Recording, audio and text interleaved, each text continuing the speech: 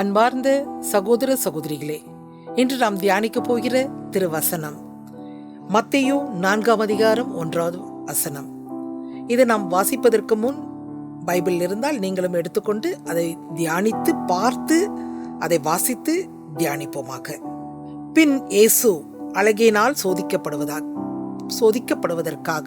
பின் இயேசு என்றால் அதற்கு முன் அதிகாரத்தில் நாம் வாசிக்கும் பொழுது இயேசுவானவர் ஞானஸ்தானம் பெற்றது. அந்த ஞானஸ்தானத்தில் அவர் பெற்று பரிசுத்த ஆவியானால் புறா வடிவத்தில் இறங்கி வந்து அவர் மேல் இறங்கி வந்தது. அதுபோல் நாமளும் ஞானஸ்தானம் பெற்றிருக்கிறோம். நாம் இந்த உலகத்தில் வாழ்கிறோம். இயேசு சொல்கிறார், அவர் அழகையினால் சோதிக்கப்படுவதற்காக பரிசுத்த பாலை நிலத்திற்கு தூய ஆவியால் அழைத்து செல்லப்பட்டார். இன்று நம்ம பாலை நிலம் என்பது நம்முடைய இந்த உலகம். இந்த உலகத்தின் ஆசைகள், தீய செயல்கள் சோதிக்கப்படுவது, இந்த மொபைல், எல்லா காரியத்திலிருந்தும் நாம் எந்த விதமான சோதனையில் நாம் இருக்கிறோம் என்பது நமக்கு தெரியும். அந்த சோதனையிலிருந்து நாம் வெளிவர வேண்டும்.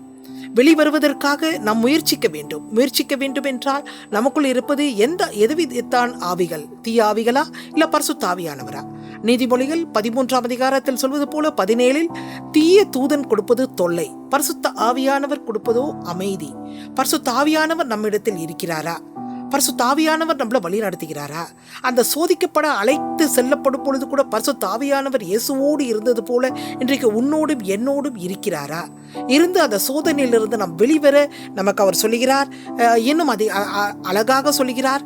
நான் எபிரேயர் 2ஆம் அதிகாரத்தில் 18வது வசனத்தில் எந்த சோதனையில் நாம் இருக்கிறோமோ அந்த சோதனையை நாம் ஒரு பேப்பரில் எழுதி கொண்டோ இல்லை குருவானவரிடம் சென்று அந்த சோதனையில் நாம் விடுபட வெளிவர முயற்சிக்க வேண்டும்.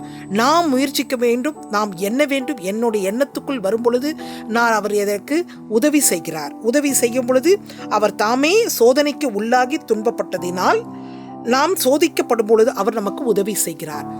இயேசுவினிடத்தில் நம்ம வரும் பொழுது அவருடைய நாமம், அவருடைய இரத்தம், அவருடைய தழும்புகளினால் நாம் அந்த எப்படியாப்பட்ட சோதனையிலிருந்து நாம் வெளிவர முடியும். ஆமேன்.